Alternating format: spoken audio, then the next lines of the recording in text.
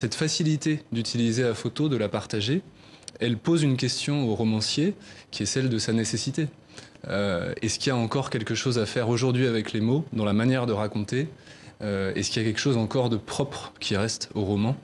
Et je crois que oui, et c'est un peu le postulat de ce livre. Et ce n'était pas le cas au départ, hein. C'est ce que vous expliquez justement au début du livre, en disant que vous étiez plutôt opposé au fait qu'on mette des photographies dans des romans. Et je crois que c'est la découverte d'André Breton qui a tout changé. Oui, en découvrant Breton, tout à fait. Et puis, effectivement, comme vous dites, ce livre raconte un cheminement et comment j'ai totalement changé d'avis sur la question, en utilisant notamment le modèle ou l'image du vaccin. Parce qu'un vaccin, c'est à la fois un poison, mais quand on l'injecte en petite quantité, eh ben, l'organisme est réveillé. Une défense, ouais. Et finalement, pour moi, l'image a ce côté un peu vaccin, c'est-à-dire que si on en met un petit peu, tout ce qu'il y a de romanesque dans le roman est revivifié d'un seul coup.